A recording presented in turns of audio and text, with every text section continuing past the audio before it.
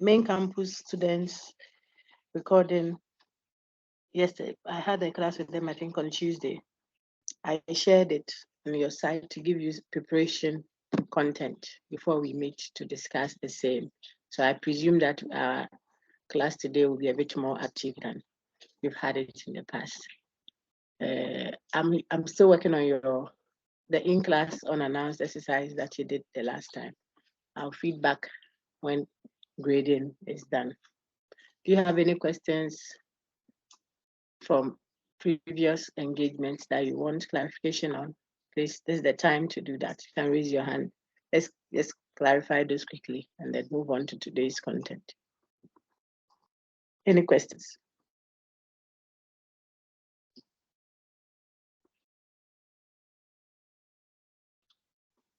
Is there any question?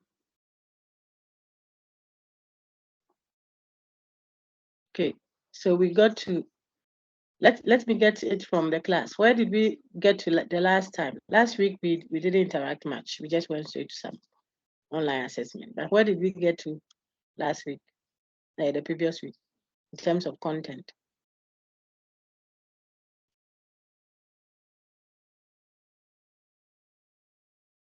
Oh dear, please, let's hurry up. Okay, go ahead, Emmanuel.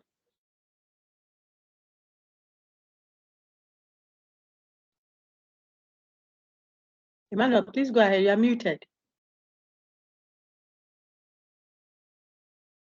Any other person, is anyone able to?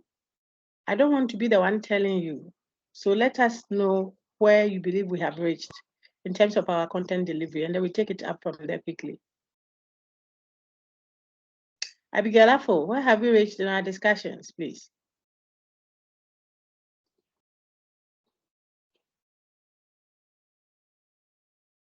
Emmanuel, you raised your hand earlier, please. I called you. I said you can go ahead, just unmute and talk.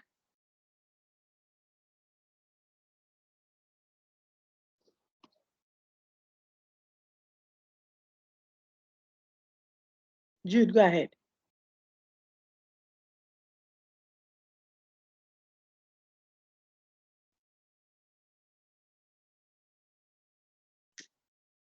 Hello, Doc.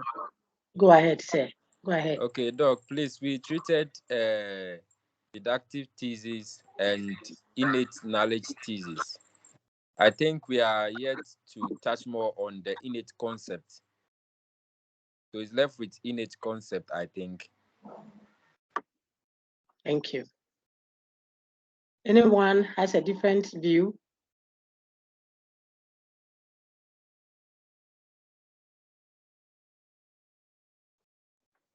All right, so we'll take it from there. I'll mop up a little bit of the innate knowledge. So let us hear from the class then. What would you consider to be the innate knowledge thesis? What does it say? Afo, Abigail, I've called you the third time. If you don't react, I'll mark you absent. Because I want us to engage. I don't want us to come and sit to listen. Abigail, Afo, talk, please. I don't know who she is. Why she's on. Go ahead quickly. Please, the question again. I'm not repeating it. Where were you, my lady? Were you here? Please, I was in the washroom. Sorry.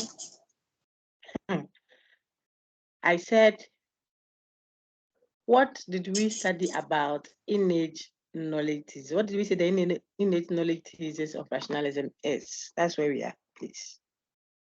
Alexander will be on standby. Please, we said the innate knowledge thesis are inborn ideas, what you already know.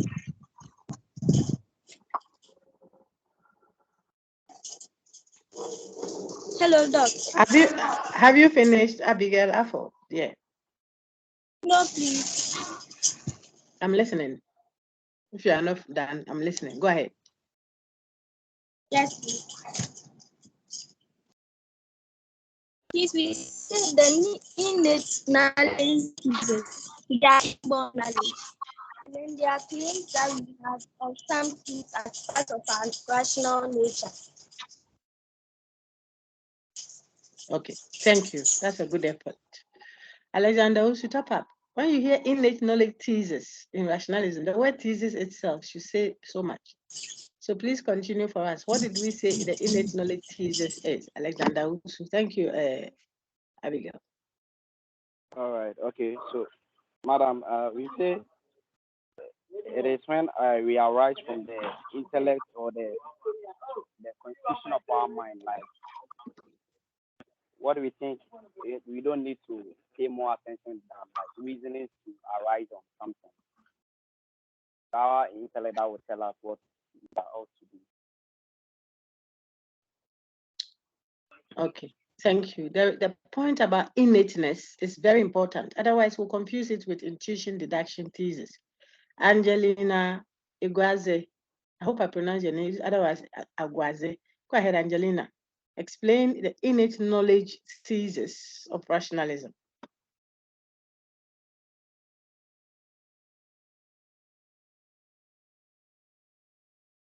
Angelina.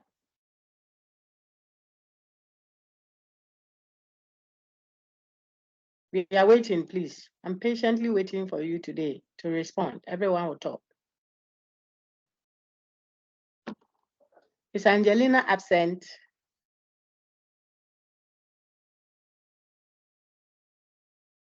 Angelina, are you absent? Hello. Madam, go ahead. Please don't get me in a bad mood, class. You are ready for a class. You know what we are going to discuss. You know the content. You have the slides there. I don't want to get too worked up. I just finished celebrating a lot of things. I'm still in the celebration mood. Don't spoil it. I'm asking the class questions. Be by your gadget, please, and respond to the questions that you are asked. I won't let you, just pass through. I will not let you. My dear Angelina, you guys go ahead and respond to the question I have asked. Okay, please. Innate knowledge thesis. It asserts that we have knowledge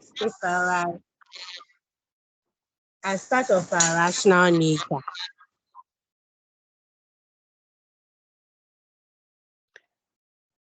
What does that mean? Because that has been said by 3 other people. We were building on it. So how do you understand that, please? If you can just add something. Okay. Yeah.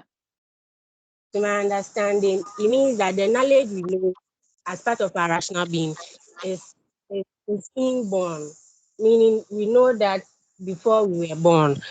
So when we say it's an a priori knowledge. Very good. Well done.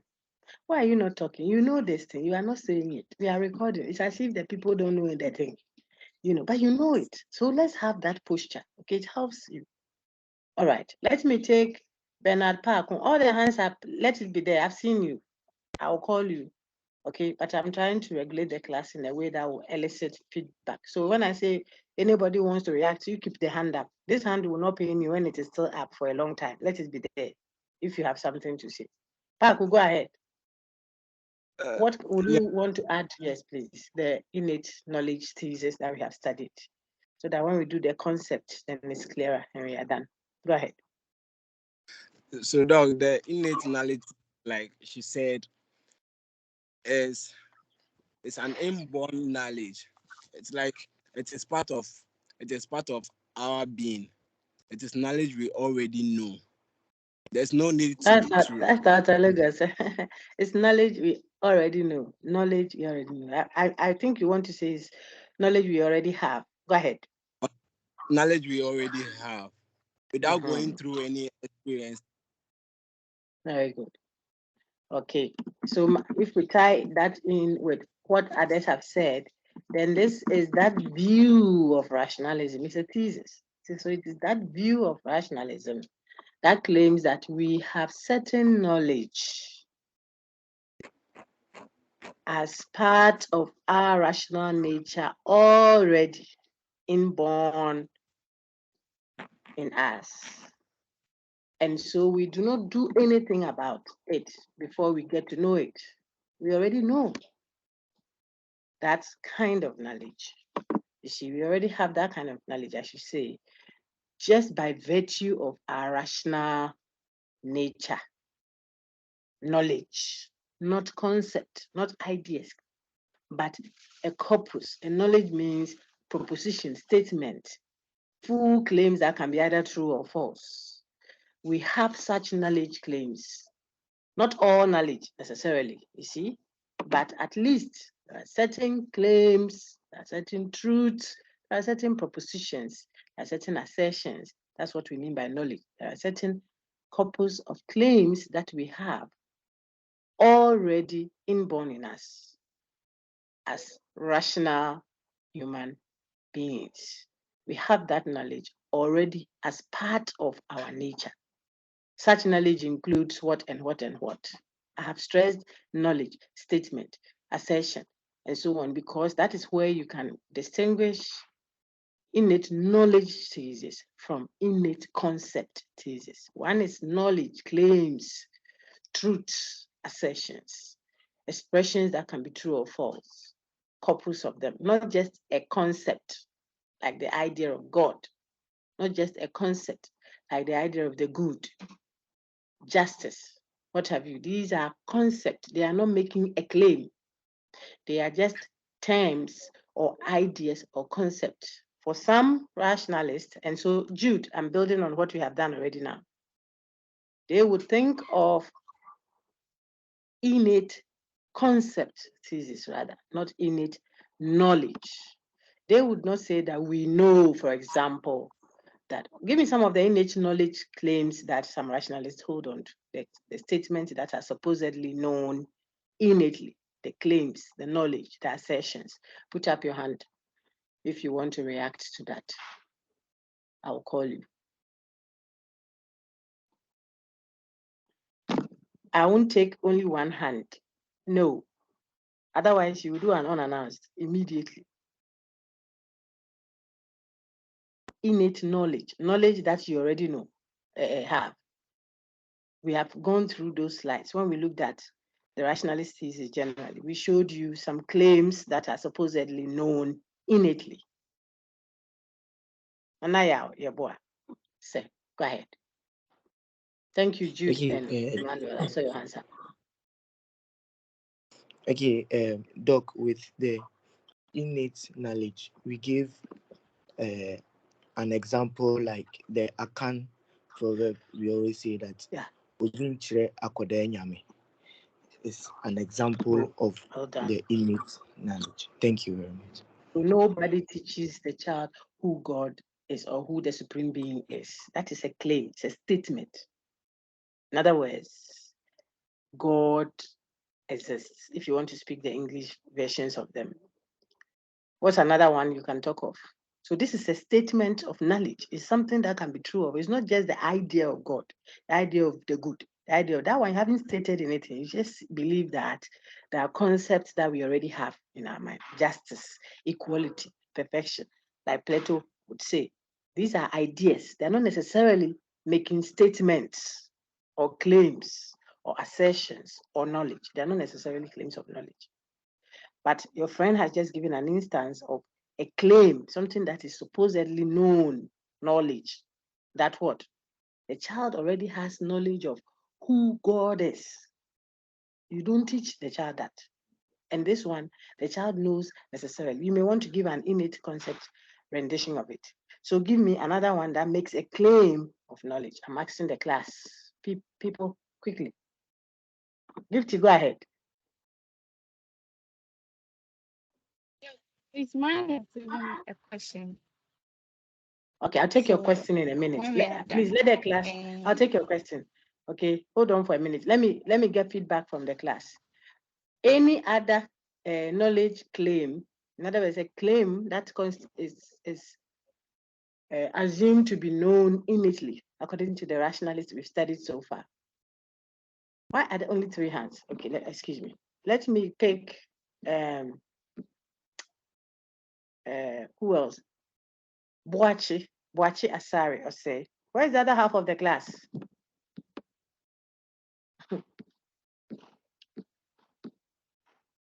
Asari, What you say? Go ahead, say. Please, I don't like the Bernard and the things. If it's Bernard, I've seen Bernard Park. That's correct. I don't like Bernard. What's the other one? Abigail. There was an Abigail Affo. So if you write just Abigail, who am I giving the mark to? Some have put their IDs. I don't want IDs online. Okay. I'll prefer the name. If there is a friction in the names, we will clarify that easily. Put your name there, my dear friends. This is a serious class. I don't like the posturing. So when I'm coming, then I'm already defensive. I don't want that. This is a very good class. But if we are not able, if we don't check it very well, you slip into, relaxation. I don't want that. So put your full name there. Otherwise, you are absent. I'm marking attendance. That's what I'm doing. Go ahead, say, sorry. Asari say watching. Why? Go ahead. I asked a question about another claim that you can say is known knowledge, known innately. Which other one? Mm-hmm.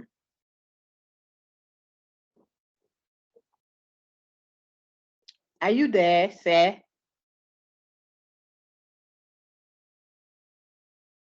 Or you are absent? Asari Boachi or say we are waiting.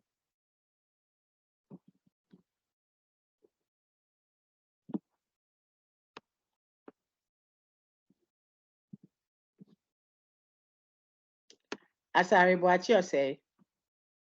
Hello. Go ahead. Hello.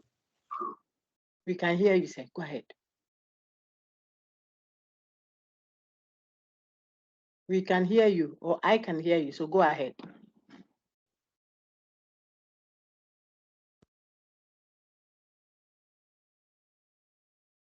Hey, my brother.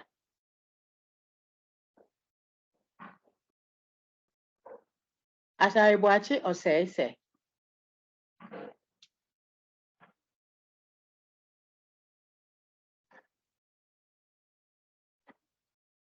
We are listening, oh.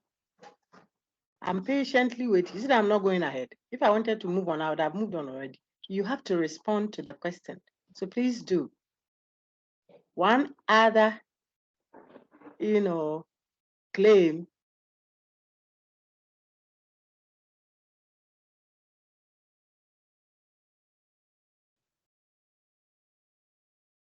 that if you don't know, tell us that you don't know. Don't keep the whole class waiting. Everything you're doing is on recording. I'm going to show it to your principal.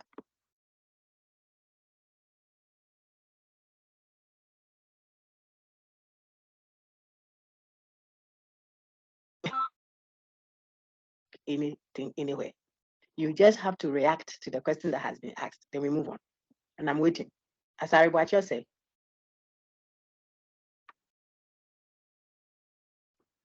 So we take it that you are absent then. Let me take Enya now. Doc, please, he says he's trying to talk, but he's saying his internet connection isn't stable. Hello, Doc.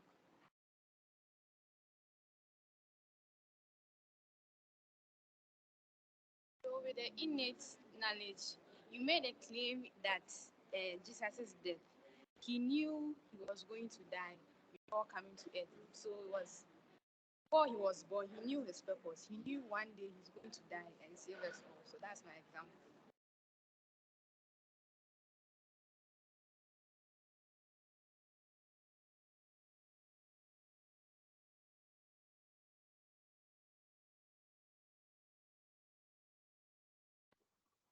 Enya now, Ophelia dear, please give your response. Madam, Doc, please.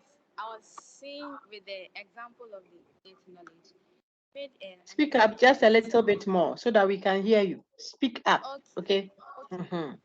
Doc, please, can you hear me now? I can hear you, but it's being recorded, so you have to speak up. Intentionally decide to shout because it's a lecture time. Okay. So the innate knowledge, you made an example like Jesus' death. before he was coming to on earth, he knew he was going to die. So an example is like when he was in heaven, he already knew his purpose before coming to earth. He knew he was going to die for us. That's my example. Yo, that's from a religious perspective. You could think of that as already known prior to his existence. The philosophical examples I gave you were quite a number, and I don't understand why I'm not getting those from the class. It's getting me worked up. Oh. You see, we gave you knowledge claims that are supposedly, we supposedly have them prior to existence, or better still, as part of our rational nature. I want to find them for you, which are straightforward. Your colleagues on the other campus did a better job, far better job at it than what you are doing.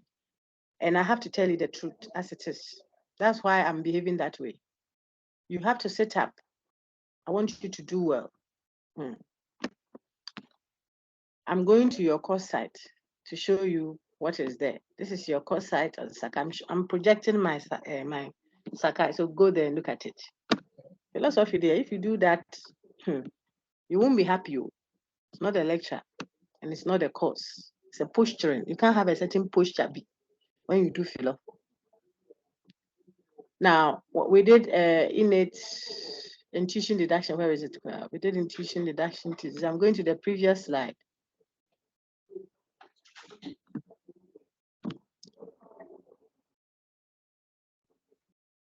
We want to have that pushed. Otherwise, our sessions will be, if I wanted to, I'll be giving all the information and then I'm teaching and it's exciting and all that. But I'm not helping you. This is level 300. Okay. If it's 100 and 200, oftentimes you ignore a lot of things to come and teach, like you're teaching SHS. Teach everything. Lead the students on. But in level 300, 400, you have advanced. So we have to help you do the needful. When you become a TA right now, what will you go and engage the student? You don't have anything to say. Go and do a tutorial. We don't want you to do that. So we give you content. Just look at your screen now.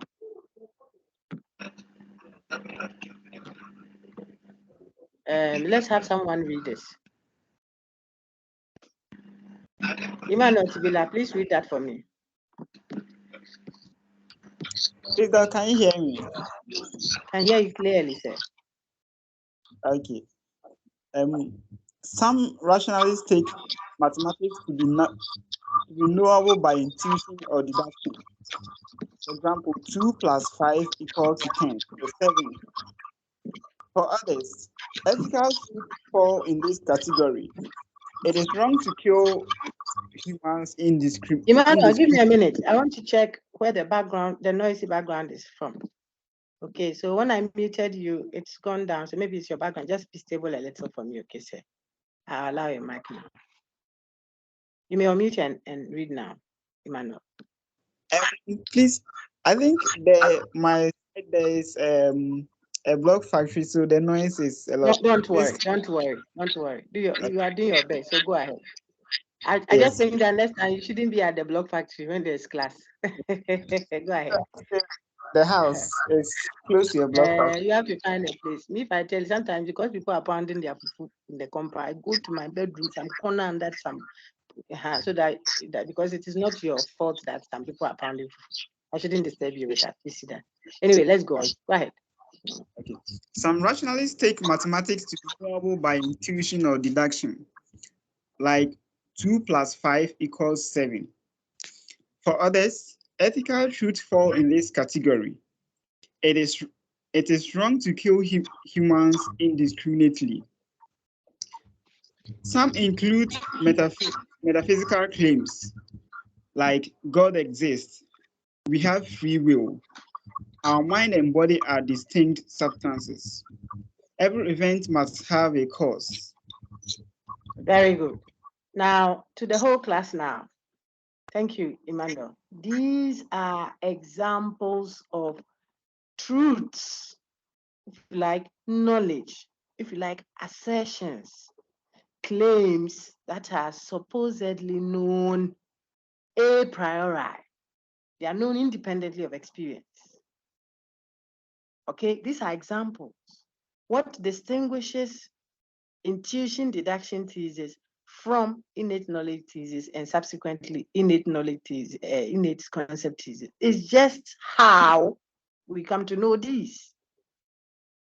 But these kinds of knowledge, which ones? Metaphysical claims like the ones we've seen there, it is wrong to kill indiscriminately. The rationalist, regardless of the particular variation, tells you that there are certain truths. What makes a view rationalist, generally speaking, we have gone through that. They tell you that there is a view, there is a knowledge, there is a position, there is some truth about reality that is known prior to, independently of, apart from what? Experience. There is something you know, you have knowledge of, without you sourcing for that knowledge from experience. Then we saw those three different ways of having that kind of knowledge, that kind of a priori knowledge or truth. We went through intuition deduction. They haven't said that someone put that knowledge there or you had it prior to experience. In other words, that you didn't do anything to know. It is just there as part of your nature. That is not what the intuition deduction thesis, at least those we've studied, said. Descartes, we've discussed Descartes. He intuited it. He had to engage in a mental activity, reflection, meditations, thinking, to come to the knowledge of his own existence. Anytime, it's a conditional statement, anytime he thinks of it, anytime he engages in a mental activity, it establishes his own existence. That's Descartes. Why we label him, at least so far in our discussion, as an intuition deduction thesis, rationalist. He might be other things, but this one we can clearly label him for that because he had to take a mental activity, a doing, to arrive at the truth that he still got independently of experience. But the truth in question includes what? His own existence, remember? And then based on that, how he derives the existence of God and the existence of matter. God exists then is a truth that was intuited, according to Descartes, or known prior to existence for the intuition deduction thesis folks. The same truth, also truths like these types on your screen now that your class rep read for you, these kinds of knowledge are the type that the innate knowledge thesis folks also say you have. But they didn't say that you got it by intuition and deduction. They say you have it just by your nature. So you know already that God exists.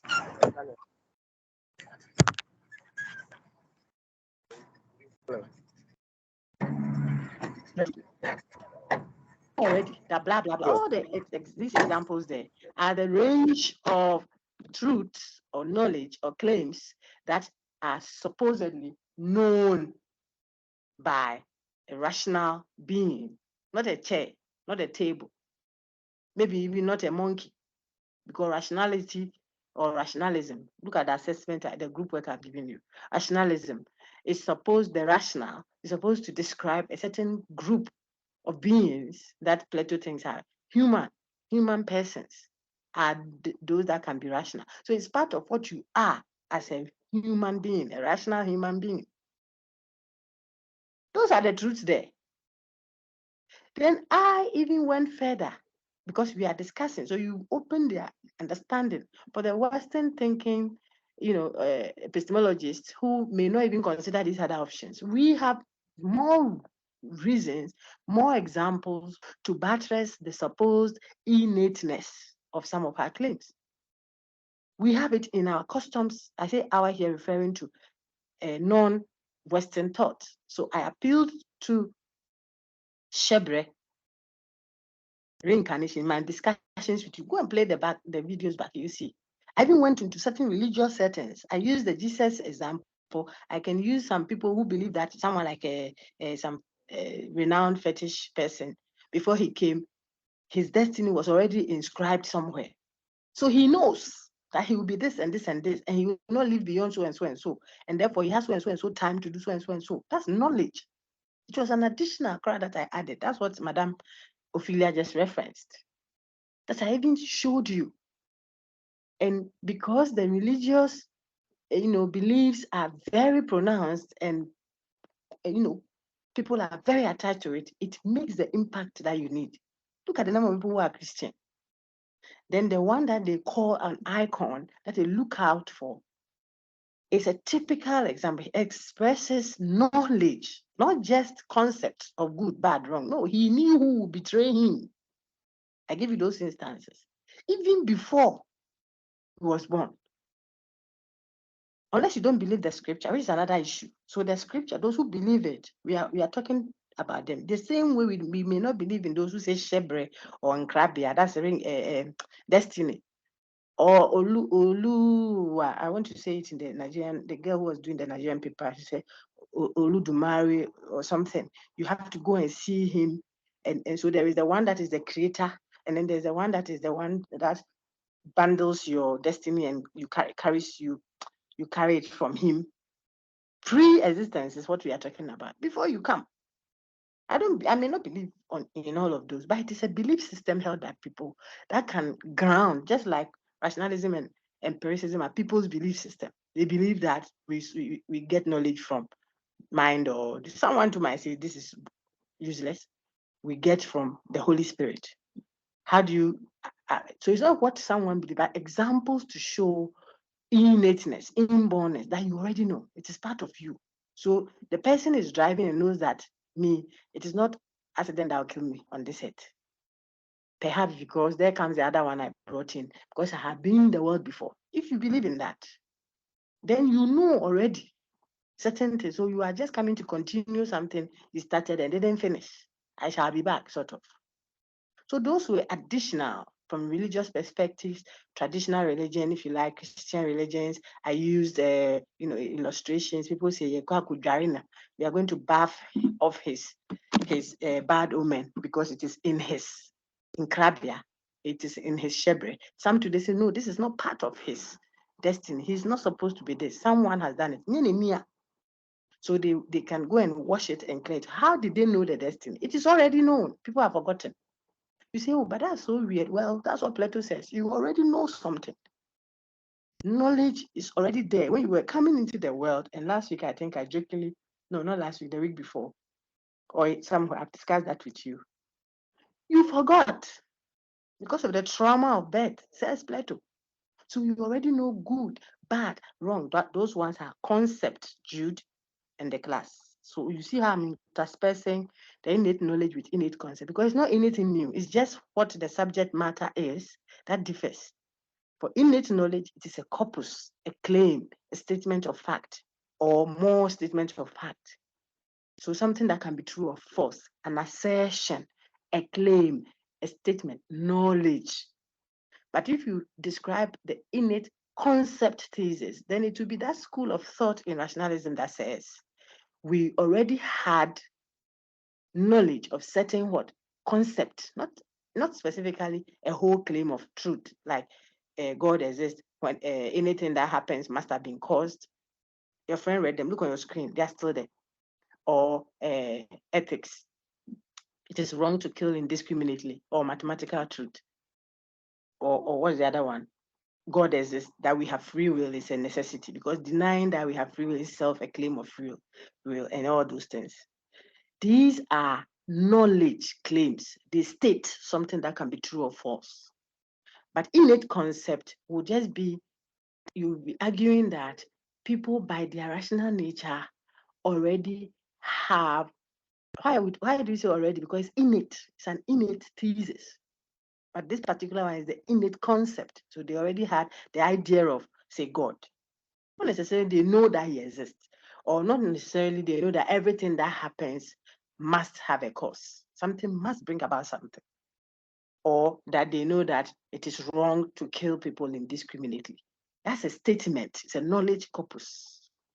But someone could say, I may not really say all these things are known innately. I think that claims are just the way we organize our physical world. However, knowledge of, say, the idea of good. What is good? No one teaches me.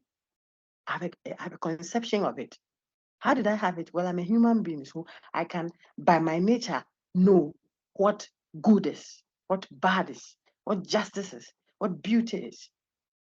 Even if the whole world says it's okay to have a goat as a wife and bring her to court to marry, I can tell that this is not right.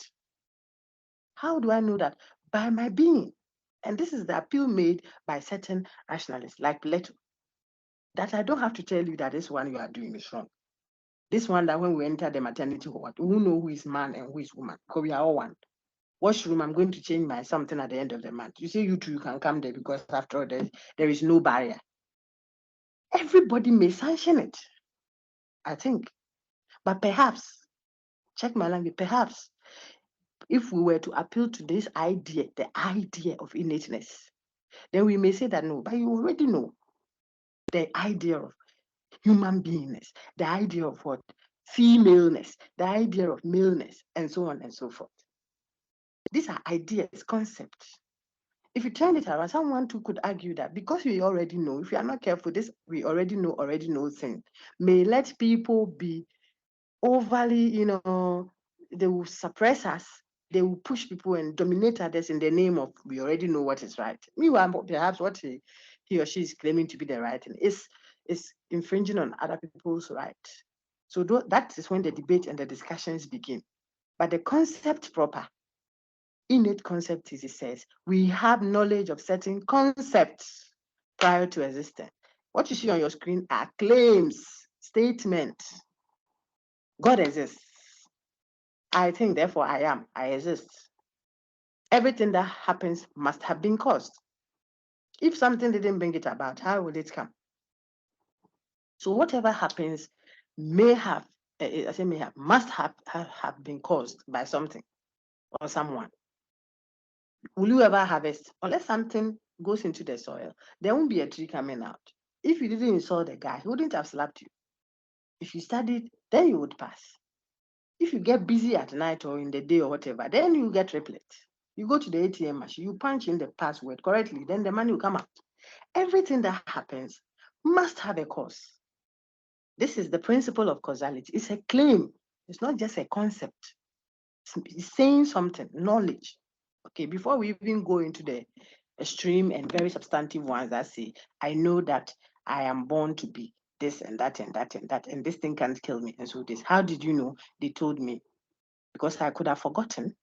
But those who can see into my reality, the real me, looked into my palms and read it and told me, you are born to be X, Y, or Z. I, Nancy, may not believe in that, but others do. But I can believe it if I were Jesus Christ and then an angel appeared to Mary and told him, you will give birth to a child. A child will be this and that, and he will be killed. They will put a sword in his this. That one they will believe, because that's your faith. Another person too says, if he goes to his whatever, and the grandpa or grandma looks at the child freshly born and says, this one is the next king of our nation. He believes because it is already part of his nature.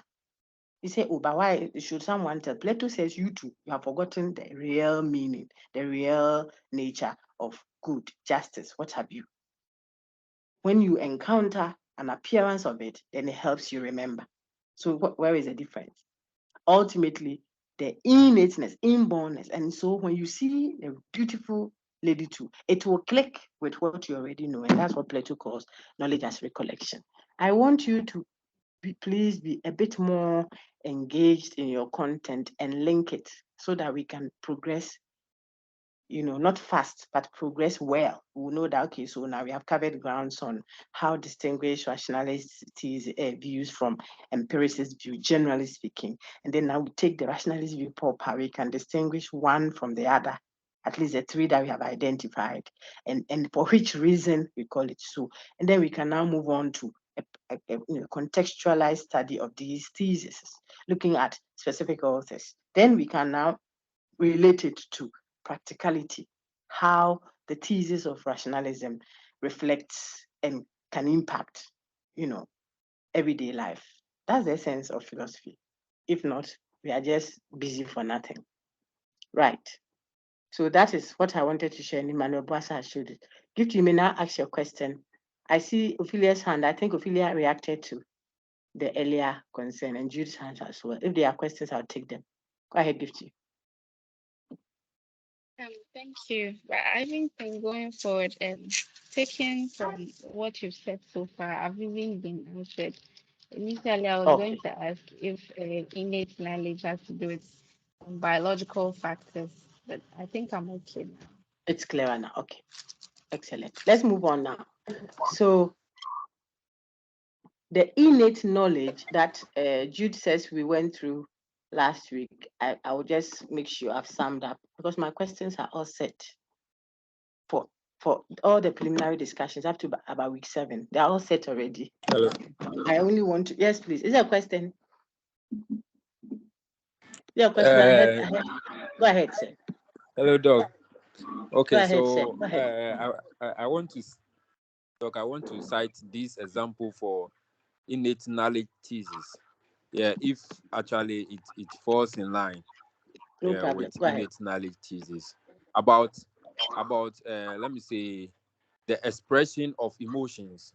So when a child is born, it is observed that the expression of emotions, hunger, happiness, is actually innate. That is part of what the the person or the baby's rational being. So the baby is not what, as intuition deduction says, you need to deduce, and what, you need to intuit and deduce, see, to get this knowledge. Innate knowledge thesis says we have some aspect of knowledge that's part of what our rational being. So the expression of emotions in even babies shows that what this knowledge of emotion is what innate. See, so I don't know if it falls in line. My example falls in line with innate knowledge thesis.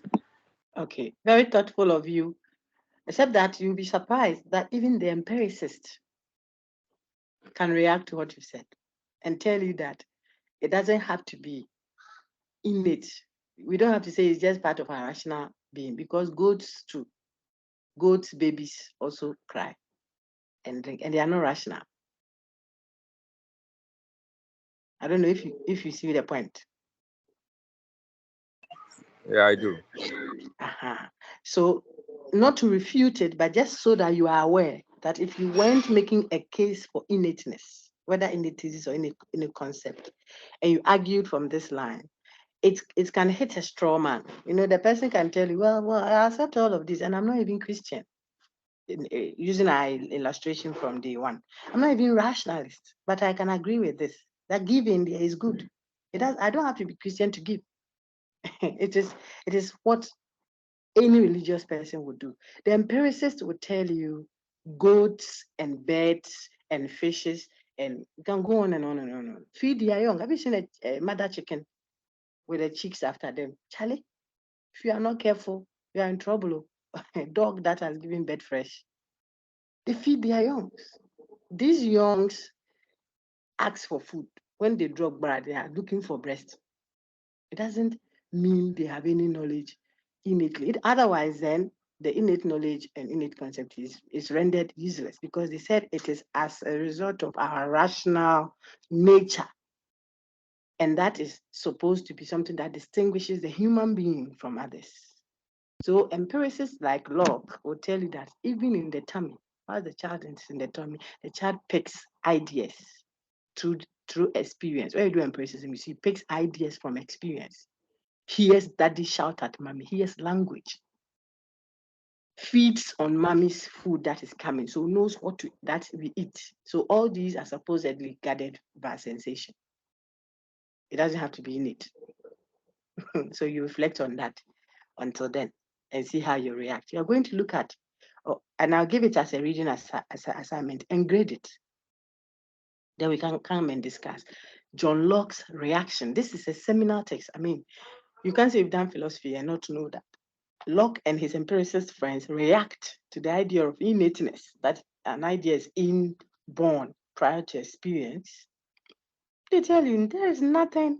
You see that quote, there is nothing in the mind that was, or in the intellect that was not put there by the senses, unquote. I'm quoting the empiricist's view. Okay, everything in the supposed intellect or mind can be there, yes, but it was put there by experience. Experience is the ultimate source. That is what makes such a view empiricist. And after it has been put in the mind there, the mind can always bring it out and work with it. So I may be empiricist. I can appeal to what has been put into my intellect and apply it. But don't think that because I'm applying it, it means it was sourced, originated from the mind. This is the view of such empiricists. It was original. The raw ideas were put there via what? The senses. So I touch something, a square in shape, I record squareness in my mind, my faculty, they'll say. I touch something is hot, then I put hotness there. I see a sister, beautiful, then I extract. So I keep observing and extracting and observing, and then, update, put those data in my faculty for use later.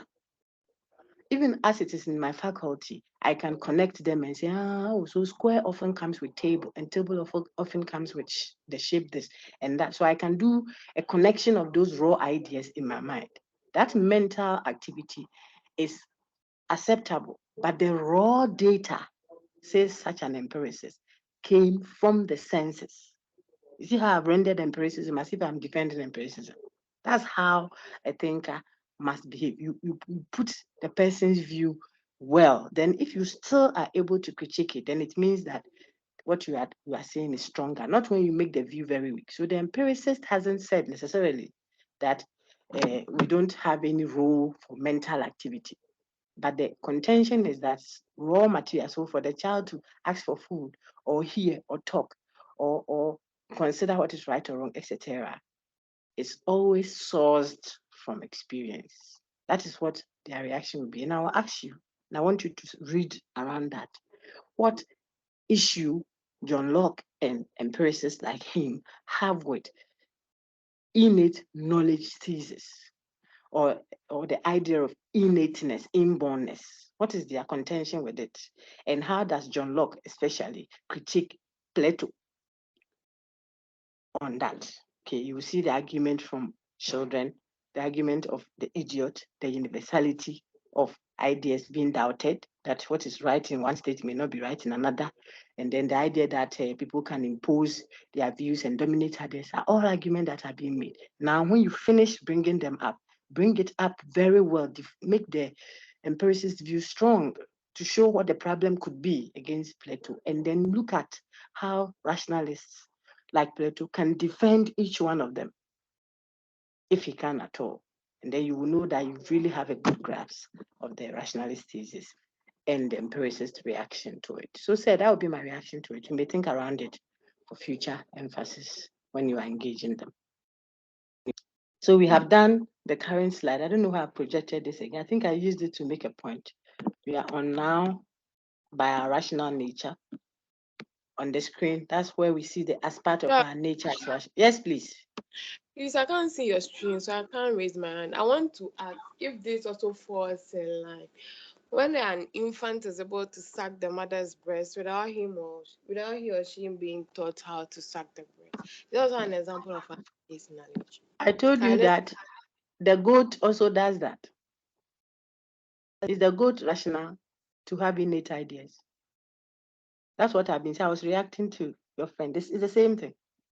The goat's baby also sucks the mother's breast. The pig's baby sucks the mother's breast. Nobody taught the pig that. But even the rationalist who argues for innate ideas didn't say that innateness is so for all creatures. No, he said as part of our rational nature. So it is for those beings, human persons, that are rational. Now we are asking a question about goats and pigs feeding their young, or their young breastfeeding right after birth, to make a case that then it means that it is because of our rational nature that we feed immediately. I'm saying that if you argue that way, then you'll have to defend the goat also as being what, a rational entity. But the rationalists didn't say goat and tables and what's the other one, and flying insects and what have you. Birds that are angry, when they lay their eggs, they patch it and clean it and all that. You say that the idea of thoughtfulness, that a bird will fly and go and get food and come and give to the young ones. The mother chicken, will find worms and then sometimes feed the baby to be on her mouth, and she'll split it and the others has. All these are signs that show that the insect, the bird knows that it must feed its young. But this is not innateness.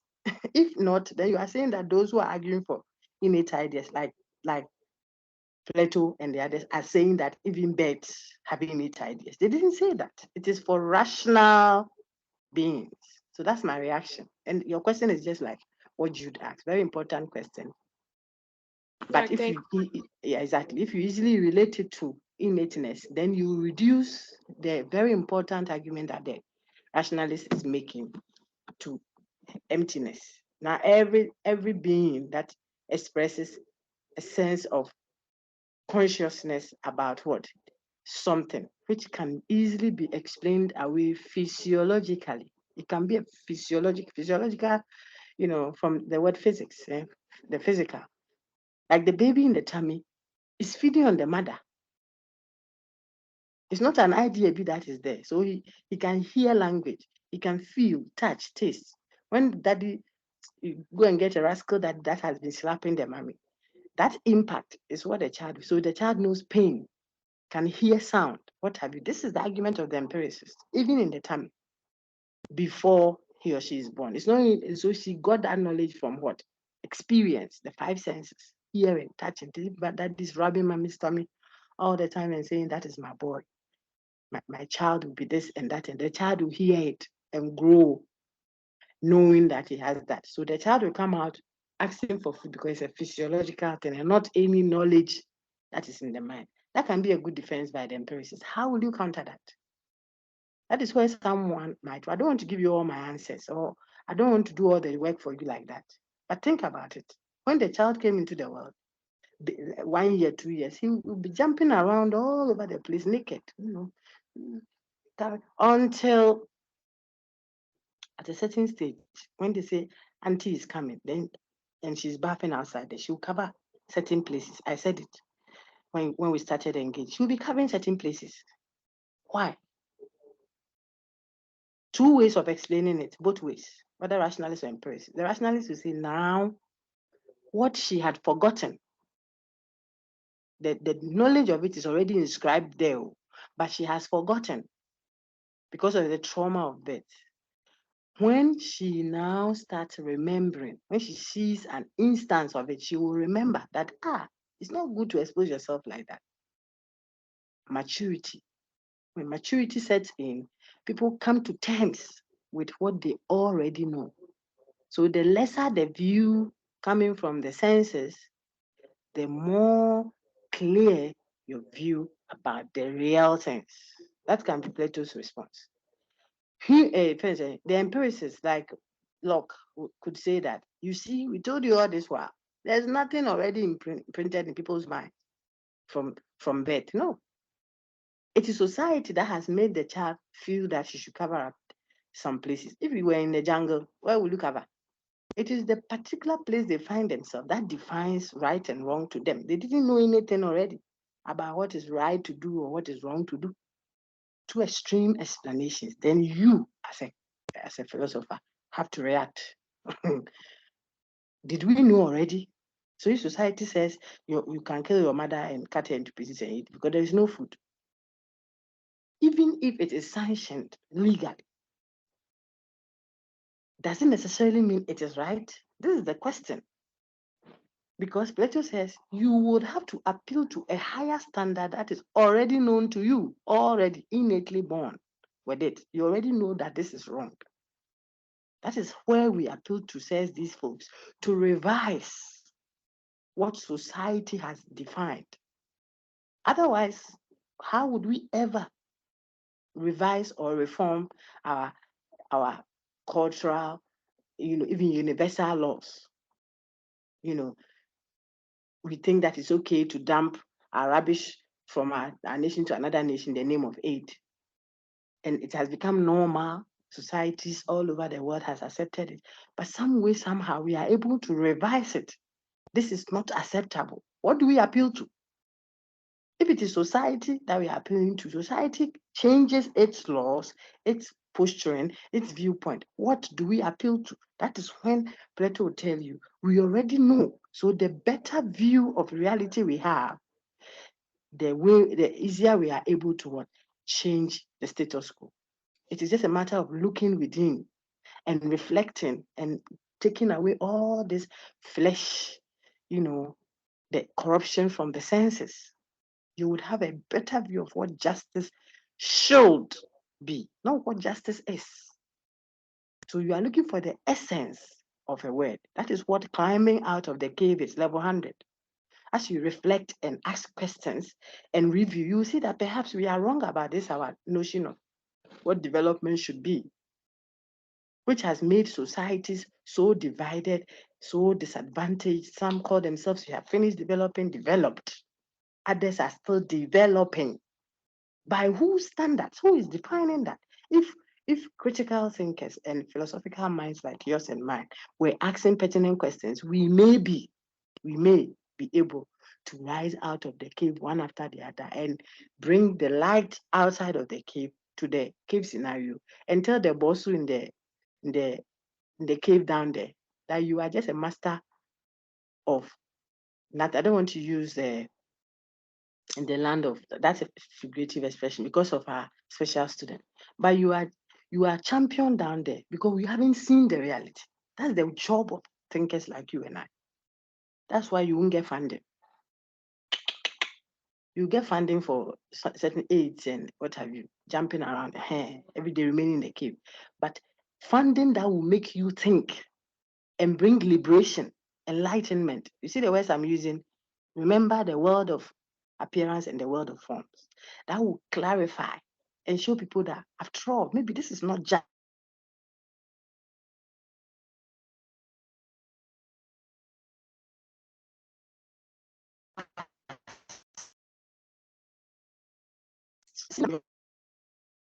why should someone be the headmaster of the world when we are all one set of human beings? When I say set of human beings, you should understand we have blood running through us. Look at what happened in Turkey.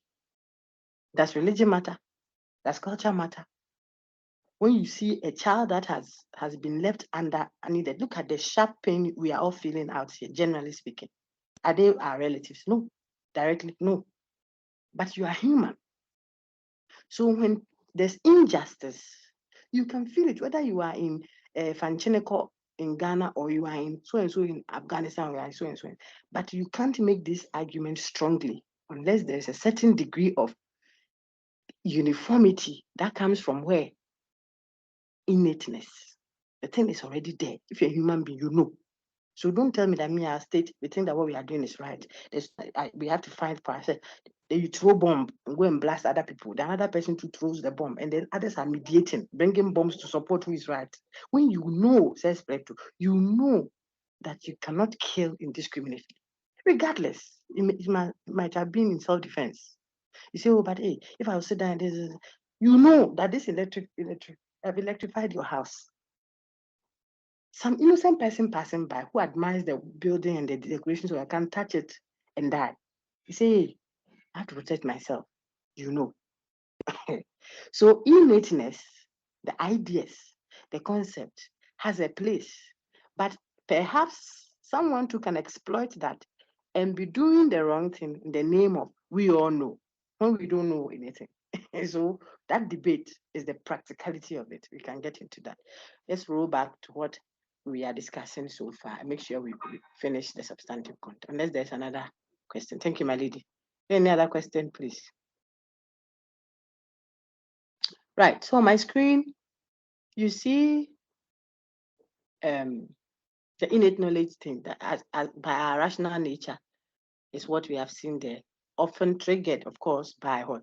Experience. When we see a particular instance of it, it triggers the one that is real, the real one. You need a particular expression of it to trigger it. So how radical will your innate knowledge position be? Radicality from the word extreme. See, we like to say extremist. If it's a faith matter, I say the person is a fundamentalist. It's an extreme, so and so and so and so. It's an extreme, a radical, whatever. When do we say that your innate knowledge view, the thesis you subscribe to as a rationalist, is an extreme one, it's a radical one? Depends on how many subjects. In other words, how many, you see the example I gave you on the other slide, there's some metaphysics in it, some mathematics in it, or logic, if you like. There's some epistemology, right? There's some ethics in it. So you have a claim of ethics. We do not, it is wrong to kill indiscriminately, is there. When we go to metaphysics, everyone has free will, is there. Every event must have a cause, is there. Everything that happens, every effect must have been caused. That is where you start asking, so then what is the cause of God? What caused the ultimate cause? It will arise because we have such a view about the world, okay?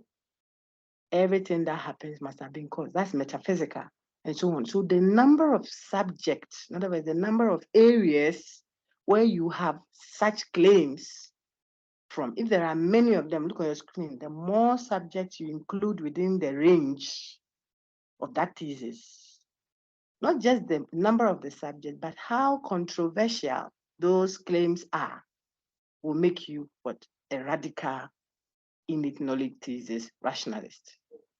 Suppose you believe that all the four we have highlighted, metaphysical claims, epistemological claims, what's the other one?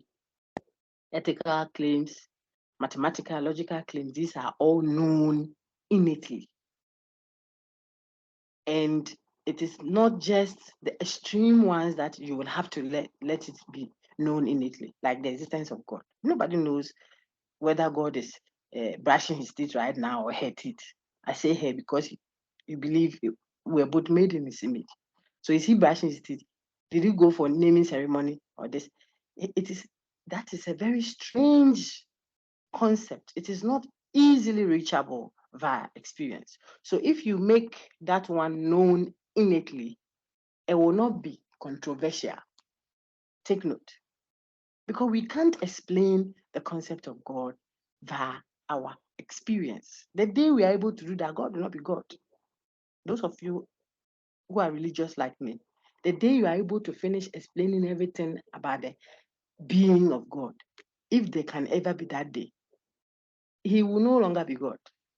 The reason why it is difficult to fathom and capture and even express the being of God is because he is God or she's God. Let me say that to satisfy some people. He is God, uncreated creator, immortal, invisible, God only wise. We are all creation emanates from him. And yet you can't tell what created him if he was created at all. We say he was not created, yet he created all things. It's so difficult to grasp with our voodoo Kant. You see, you think you are church. And Kant doesn't even know he's preaching. He says, look, this thing that you want to go and apply claims within the experiential world to the transcendent world is problematic. You can't do that. You are speaking about transcendent notions, but you want to speak about such things within the categories of the experiential world. Take note of what I've said. It will help you in understanding that content. That's why he advocates for transcendental idealism. When it comes to transcendent matters, like the concept of God, causality, what have you, have an idealist posturing towards it. Idealism, level 200. Russell. Say that this is how I see it. Don't think that it is like how you do things in this your experiential world of knowledge, where for you to pluck a mango, you will have to have planted mango into the seed. So whatever you want to receive, you plant, It works in the experiential world. These principles, these categories are within the frame of the experience. But now when you start talking concepts and ideas that transcend the experiential world, not necessarily the world you have experienced, the world of experience, possible experience. If you want to talk about that, then you will create an error because you will think that what is true of our experiential world must be true of the transcendent world as well. And that is what we don't want you to do. If you got it, then we are good to go. So roll back quickly to our screen here. What we are saying is the more subjects included within the range of the thesis. Which thesis are we talking about now? Innate knowledge thesis. This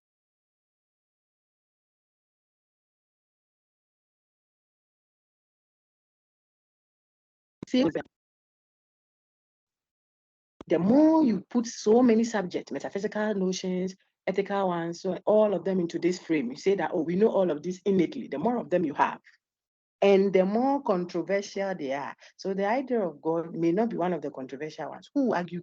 It's not easy to argue about the idea that we know of God innately. If you say it's not innately, which option are you going to give us? That will knock on your door or Google so and so you will see God sitting there. No. So it will not be controversial. But if I told you, for instance, that I know of the reality of a bottle innately, like Plato does. Plato says everything physical is not the real thing. Remember that the reality is non-physical. So the real thing is tableness, bottleness, the notion of justice, the concept, the idea. Remember his world of reality, also called the world of forms, capital F, also called the world of ideas, capital I, the world of concepts, capital C, the world of essences. That's Plato. So table, chair, book, woman, mango, these are all not real. If you are dealing with a particular ball, the particular mango on your table, the particular water you are drinking is not real because it is physical, remember. So the real water is non-physical. The idea of waterness, the idea of footballness. That one, if you include all of these realities, the real essences of things, the ideas of things as the real, and you say we know them innately, we already know them, they're already inscribed in our real self.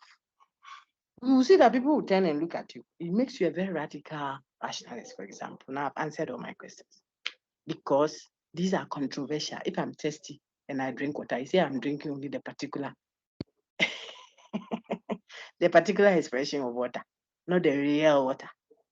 When aeroplane takes off, it is just a particular instance of aeroplane. But if I'm thirsty and I want water to drink, and I drink this physical water, and for Plato, for instance, it is not real. That the real water is the idea of waterness, what have you, all included in this, then it will make such a view, or a person who subscribes to that view, what an extreme or radical rationalist. And so you will see, and I've moved slides. Those who say they can't see the slides, I don't know what you are doing. Maybe they are too small for you, or not my slides are too small. We are using a small gadget. So I'm trying to reshare the same thing, maybe to help you. You want to see them as we project. They're already in your thing all the time. I know that right after the class, people will go and close it and sleep. I've reshared. So they also believe that such innately known claims, we know them what? Without any slight doubt about it. If you hold that view, then you are a radical view. Others will say, oh, we know, I mean, beyond reasonable doubt, but not that it is certain or it is infallible. Absolutely no. We know that there has to be an ultimate source from which all other creation evolves. Okay? But it could be that there isn't any. A person like that is not making the idea of God, for example, beyond even the slightest doubt. So he might not be a staunch rationalist. But another person will say it is beyond reasonable doubt. that's a reasonable, beyond the slightest doubt is beyond that. That is very strict. It means that you are confident and certain that we know innately that 2 plus 3 equals 5, for example, that whatever happens must have been caused. You can't doubt it, you can't raise any objection. So you will see why Hume, those of you who do empirism later, Hume argued that way, why he's labeled a skeptic, philosophical skeptic. He critiqued his own empiricist folks and said, this connection you make between a certain antecedent issue and a certain effect, it's not a necessary one, empirically speaking.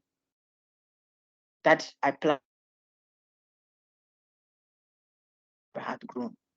What is the connection? Because people plant and the next day sometimes they don't see it. People have been busily, brothers and sisters that are married, busily taking this thing para 2-3 times daily. They still haven't gotten pregnant. So if it is a necessary condition between antecedent and effect, what we call causality, cause and effect, then wherever the cause is, the effect must come. But it's not always so. People go and stand by ATM, punch their pin, correct pin, and money doesn't come out. So is there a necessary condition?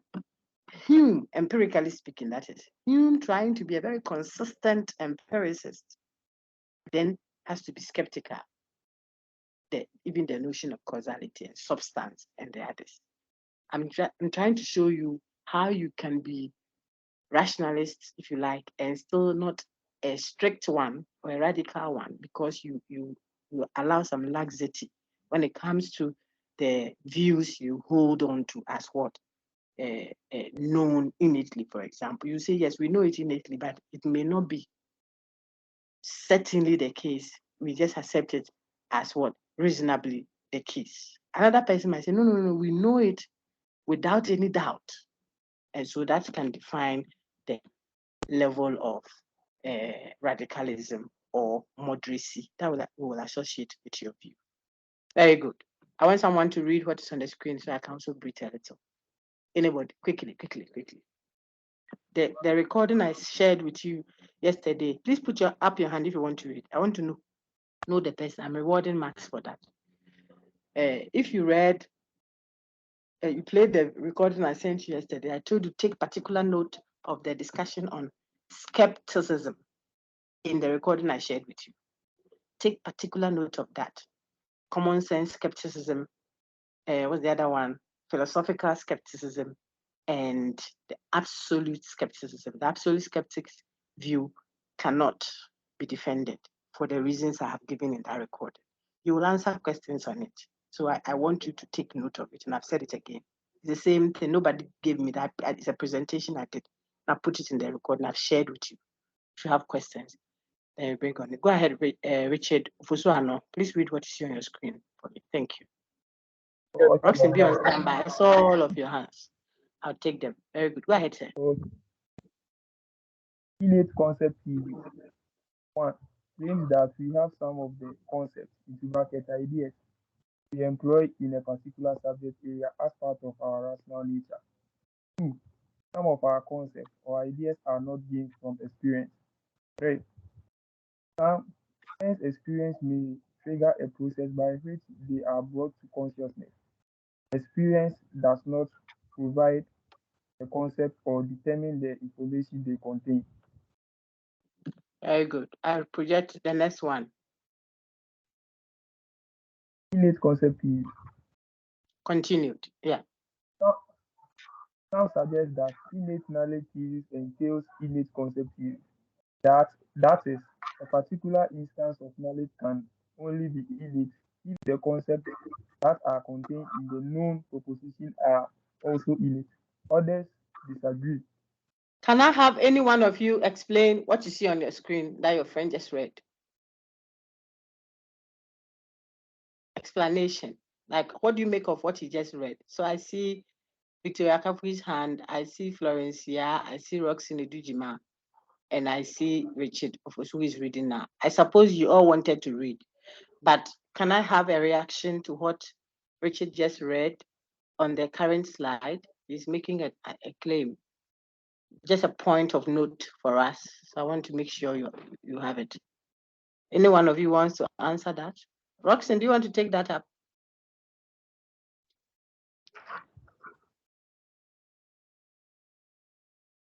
Okay, if Roxanne is not able to, how about Victoria Kafui or Samuel Asante? Your hand just shut up. Don't waste the time, please. Okay, Doc, please can you hear me? Thank you, I can, my lady. Okay, so we gave an example of the innate knowledge, like God, so without the concept or the idea about God, you wouldn't make such a claim that God is. Excellent, well done. And that is why for some people, if you say you are an innate knowledge thesis subscriber, in other words, if you believe you are a rationalist and your rationalism centers on innate knowledge, then they think that then it will already presuppose that you subscribe to what innate concept as well, because the concepts will be extracted from the knowledge claims you are making. If you say it is wrong to kill indiscriminately, then the notion or the concept of killing, wrongness, etc., this concept would already have to be known to you. You are already making a presupposition that you know wrong, right, good. It is not just to do that. Man is not free. If you said that, then it will suggest that you already have a conception or you subscribe to the idea of what? Freedom, free will.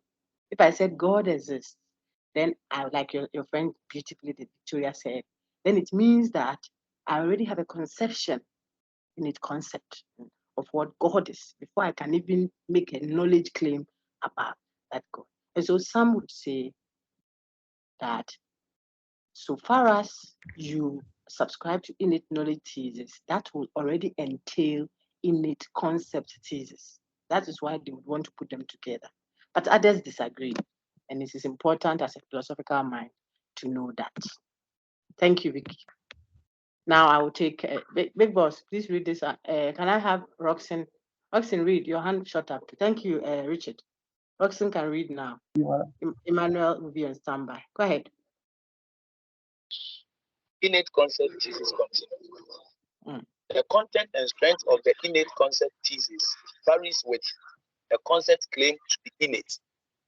The more a concept seems removed from experience and the mental operation we can perform on experience, the more plausibly it may be claimed to be innate. Plausibly, it may be claimed to be innate. Compare the experience of perfect triangles and pains in the referred test. So this is what I elaborated on moments ago and said that if we have a concept that is not so controversially innate, in other words, if there's a concept that you won't argue over, if I were to say that, well, we know that innately, then it's fine. But there are certain concepts, when you say we already know it innately, it generates controversy. So that if we are talking about, say, the idea of God, and someone says, well, we know that by our rational nature, innately, it's not difficult to accept that, even for those who may not support it. Because if we ask them, you say it's not innate, how else can you explain the existence of God for us?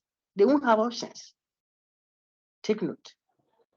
Because of the nature of the concept, that concept is far removed from experience. You can't use the senses to understand God. Think about it.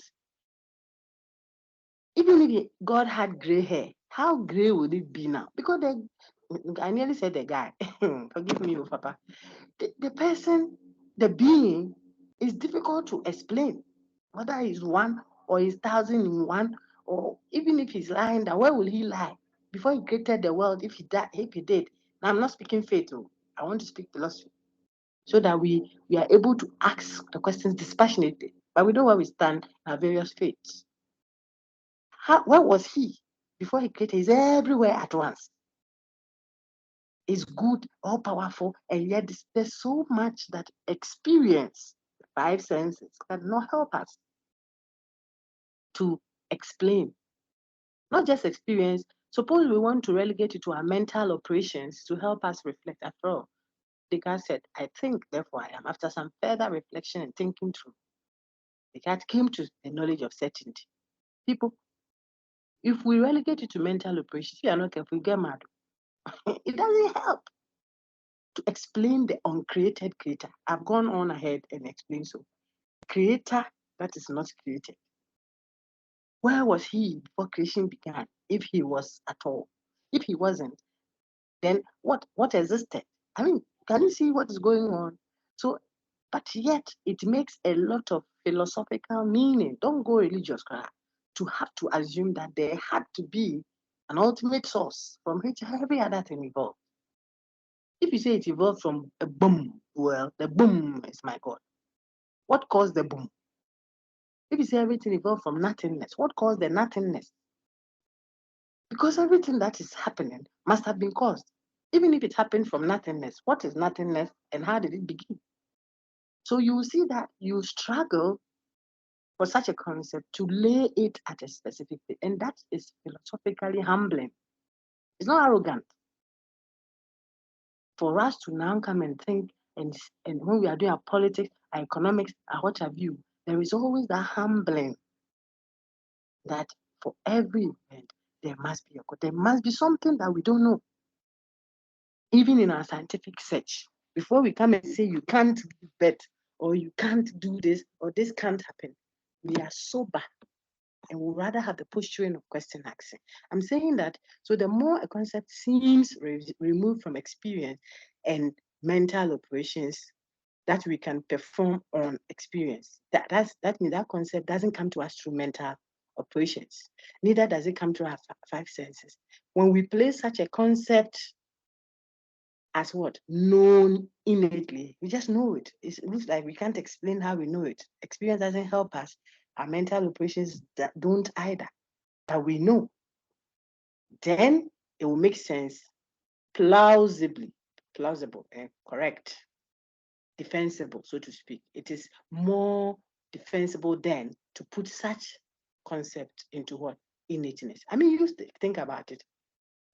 It is wrong to kill indiscriminately. You just go and you're killing without any, I mean, indiscriminate. No discrimination. They are killing. Which rational human being? If you are sick in the air, there's another problem.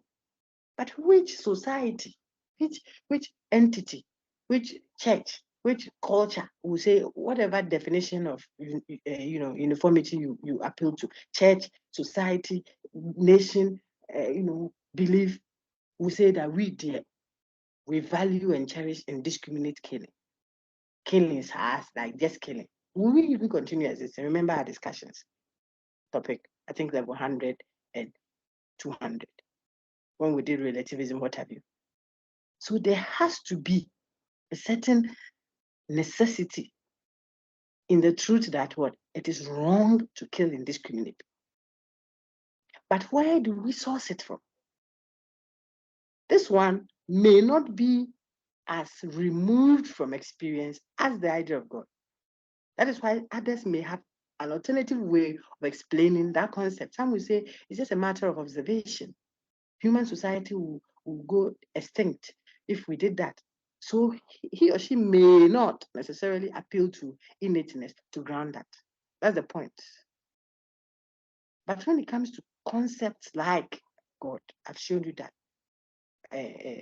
causality, even causality, some may give a physical or experiential explanation to that. Whatever happens was caused. And they can show you instant. You plant the seed, you can get busy at night, you get triple, go to ATM. So that is what explains it. But others you can't.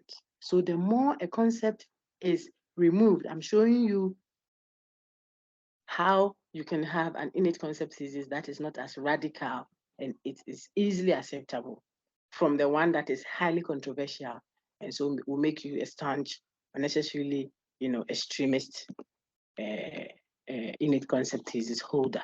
All right. We have 2 slides to go. Then we can go. Go ahead, say.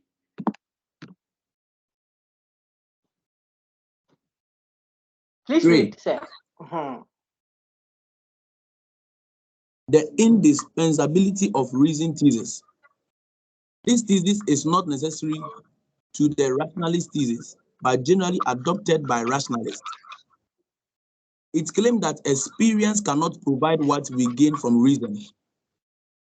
The knowledge we gain in a specific subject area, X, by intuition and deduction, as well as the idea and instances of knowledge in X that are innate to us, could not have been gained by us through sense experience. Okay, so I think that here we have included intuition and deduction because we have gone to the third, how do I even put it? We had intuition, deduction thesis, innate concept thesis, and innate knowledge thesis. Those were the 3 main theses that we say, if you're a rationalist, you must at least hold on to one of them. It can be all 3 or 2 out of the 3 or 1 out of the 3. So at least one of them. It means it could be more. Those 3, they are central. If you say you're a rationalist and you don't subscribe to innate knowledge, you don't subscribe to innate concept thesis, and you don't subscribe to intuition deduction, then you are not a rationalist. So you say you're a Christian, you must at least believe in Jesus Christ as your Lord and personal Savior. Otherwise, you're not Christian. Look at it, especially Christian. Not I believe in God, but Christian, you must at least hold on to some things, that he died, that he resurrected for you, that he is the Son of God. Not that, I know that he was a popular man, I know that he was a prophet. Islam believes that Christ was a prophet. So, but it doesn't make someone who believes that a Christian. If you got that, bring it back. So any of those 3, you must subscribe to at least to make you rationalist. Then we told you about the additional 2, which are not necessarily integral to being what? Rationalist. The indispensability of reason thesis. Indispensable. You say that we cannot get what reason gives us from any other source. The other source is experience. Experience cannot provide what we gain from reason. That is not necessary to the rationalist thesis. Someone could be rationalist and not believe in this.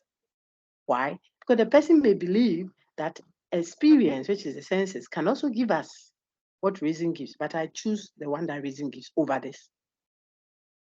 Okay? So it is not necessary. This one is not a necessary thesis that would make anyone rationalist necessarily. I could be rationalist and accept that both the senses and experience give us some kind of knowledge that the other cannot give. So experience can give me certain knowledge that reason can't give me. And reason can also give me certain knowledge that experience can't give me. I'm still rationalist because I believe reason can give me certain truths that experience can give. It doesn't have to be one over the other. I just have to choose. So I can be, rationalist in that sense of it. That is why the indispensability of reason thesis is not necessary to the rationalist thesis, whether we are talking intuition, deduction, innate knowledge, or innate concept. And I think that is clear. The second one is the superiority of reason thesis, of course, closely related to that. I told you earlier that the fact that Jack Toronto came and Adwa Mansa, I chose him over and above Johnny Bravo and Atalut and Ijabentu. Doesn't mean that Jack Toronto is superior, take note, to the others. He might even be the least. I told you, God didn't choose us because we are perfect or we are the best. If you believe that God has chosen you and you are saved, it's not because you are better. He just chose to. That is humbling. People should have clarity in their mind. So I could have chosen Jack Toronto over the other 3 because of other reasons, several other reasons, not necessarily because Jack is superior. Because Jack may not have the looks, he may not have the cash, he may not have the connections, but perhaps Jack's personality works for what I'm doing. If you are a celebrity, for example, Those who know celebrity, proper one, not this sometimes local celebrities that they won't let us be. Proper celebrity. How can you go tapping their back? I think in my earlier recording with Minka, I put some fine examples there. You can use them.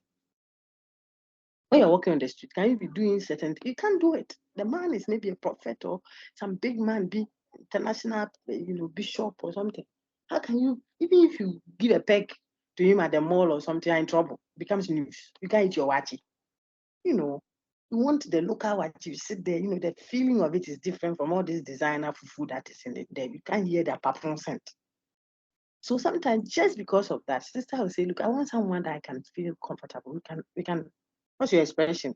We can rock around and, have fun. Not all these designers, some prophets, bro, they are suffering. But every day have to be designer and, oh, the Lord is your strength. They can't even say, hey, Charlie, you see the bottle sweating at the shop there, at the restaurant. The bottle is sweating. Small wine, they can't take. Trouble. Go and take right. So the reason why, take note, I'm using all those examples to show you superiority of reason is not required necessarily to make someone rationalist. Why? Reason must not be superior before you can say that is why you are rational. Because superiority means you have made a judgment already. You are just saying that reason gives you knowledge about certain truths. That one experience hasn't given you that. It doesn't mean experience you couldn't give you certain knowledge about certain things. Like if you wanted to know whether it's raining at Tungwa or that, which reflection or intellectual work will you do? You have to just find out experiential. You have to use your 5 senses. Okay? So there are other knowledges that perhaps experience can give you. But why we will call someone rationalist would be because he or she accepts that I know certain truths, not all truths necessarily, a certain truth that came to me prior to the intervention of experience. I know them either innately or I just intuited. So the person may be a mathematician or maybe an empiricist, a scientist, a physical scientist, empiricist for that matter, but will still accept that certain truth, like the knowledge of God, like, mathematical truth, are deductively known and sourced from what? The intellect prior to or independently of experience. That doesn't mean that the person has said that necessarily, that reason is superior to experience. So superiority or the other one, indispensability of reason are not a requirement for one to be what? A rationalist. And I think that now we have dealt with it very well. Any question? This is the slide that I discussed with main campus yesterday, Tuesday, and made some few inputs there that I want you to engage. I see 3 hands up. Please ask. Okay, so we are ending with that slide. What did it say? I said you should know, in addition to the topics discussed here, read the reference on the superiority of reason thesis. I've done that. And review how Plato and Descartes account for this thesis. These 2 authors that I keep referencing would think of reason and as superior and indispensable. I think you can read and see if that is the case. Maybe it is not. So look at it, what they make of the superiority of reason. I think one of them is so explicit, even the both of them, but it's not for me to tell you. You have to see it. Plato tells you climb out of the cave, because inside the cave there is nothing there, nothing, nonsense. Inside the cave, everything is illusion, beliefs, opinions. It's not real. They are shadows. Remember, lecture 1. You want to know the real knowledge, climb out. The clearer the view of the sun, which is the ultimate good, the better and closer you get to the real knowledge of even water. The real water is not physical. Real table is not physical. That's Plato. So reason for these 2, I think, is superior and indispensable if you want to acquire knowledge proper. Look at Descartes. It tells you it is by intellect, reflection, remember the meditations, that he came to arrive at his own existence anytime he's thinking of it. If he's not thinking or denying or affirming or doubting, he cannot establish his consciousness. Not the physical body, which comes to us through the sense. That's Descartes. Remember it.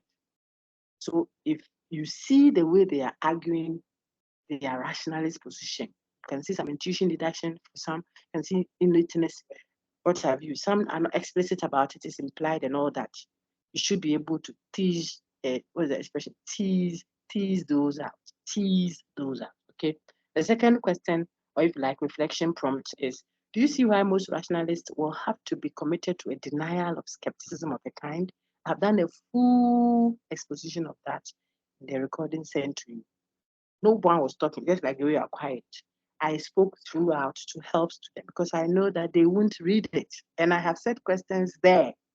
And I'll demand of you to respond. Okay. Being skeptical means doubting.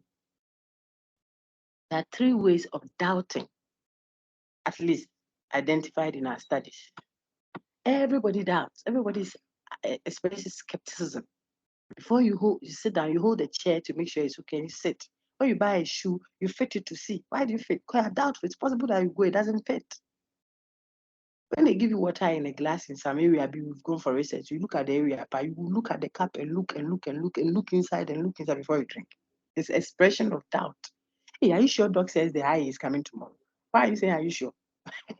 It's because you are skeptical. So that level of common sense skepticism is normal and appreciated and useful for our survival. Take away dogmatism and prejudice and unwarranted gullibility. Everything can be you are swallowed. You have to express a certain degree of doubt and ask pertinent questions for our survival in everyday life.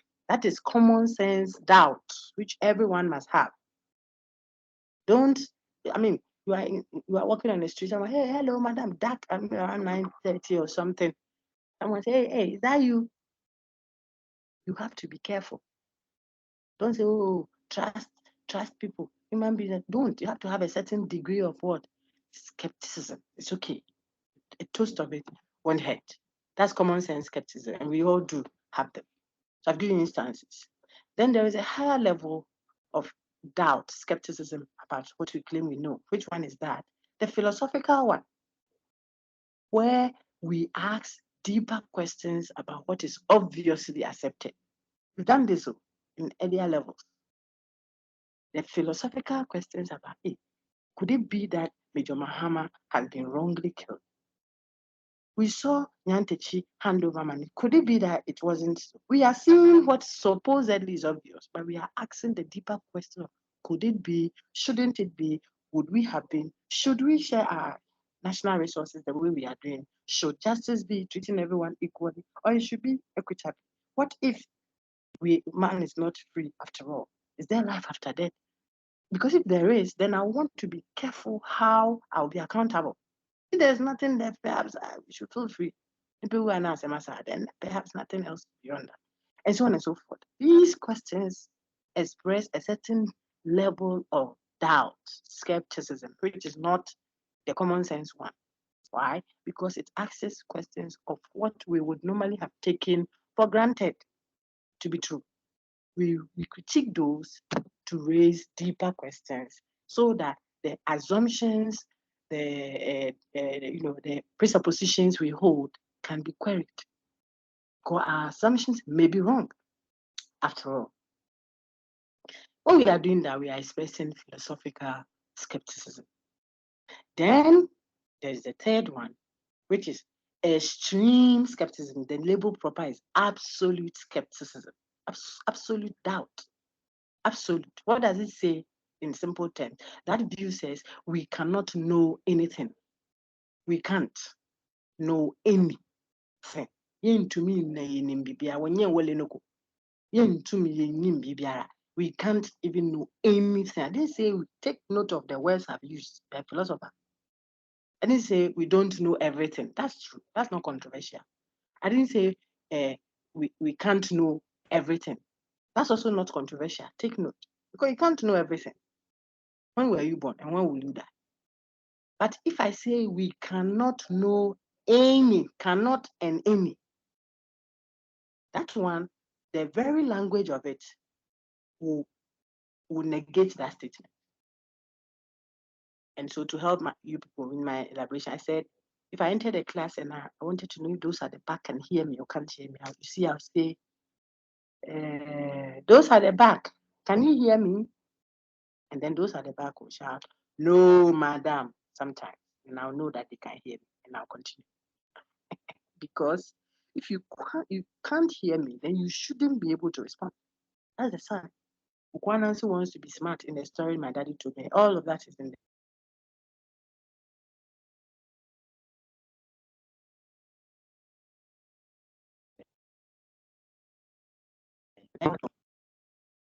He tells them his family goes to tell his friends, the other animals, that he's dead, so that they come and give donations. But these friends knew that Charlie Ukwanansi is answer. So Adanko, the rabbit, brings a clue and says, look, I'll trick you. So they were going on, they do like they are talking among themselves. I don't think Ukwanansi is dead. Because if he's dead, Ukwanansi normally, if he dies like the cockroach or the agaya, he will turn and his leg will be up. But this person, this Ukwanansi lying there is not lying that way. It's not dead. And so the witty Ukwanansi, who wasn't dead really, had to impress his friends that he's dead so he can get the donation. And then he raised his leg. Adanko said, you see what I told you? You see that the guy is not dead. Have you seen a dead person raising his leg? He has caught him. Self-refuting. From the example of, can you hear me at the back? Then people say, yes, and no, madam, we can't hear. We are saying, no, you can't hear. Yet, you have to hear to be able to respond that you can't hear. Just like Descartes, I have to exist to doubt that I exist. If I'm not existing, then what is the thing doing the doubting of its own existence? So the same thing is happening with absolute skepticism. Take note. If you hold that we cannot know anything, that is itself a claim of knowledge. You are saying that we know that we cannot know anything. That the knowledge is not possible. Is itself an example. That claim is itself an example of the very knowledge it seeks to deny. And that is why we will say that absolute skepticism by Pirot and his friends can be thrown out. Knowledge is possible, and therefore epistemology is already, pursued. You are trying to look at what then is knowledge. If it is possible, what is it? How do we know? And how do we justify our claims of knowledge, etc.? It's impossible. But philosophical skepticism is useful, extremely useful, so that we can check the watchman. Who is watching the watchman? That's what philosophical questions do. And I've explained that briefly since level 102. And then we have the common sense one, that even if I'm not doing typical philosophical reflection, I'm still able to ask pertinent questions because of the common sense doubts that every human being is associated and must be. Then to your right side, do you see why rationalism in the form of intuition, deduction, thesis is also committed to epistemic foundationalism? I asked your friends, and I've shared the recordings. I'm sure the serious ones amongst you would have played it. And you know the question I asked immediately. I said, what is foundationalism? Why do we describe Cartesian philosophy as foundationalist? This is prerequisite. That was 100 and 200.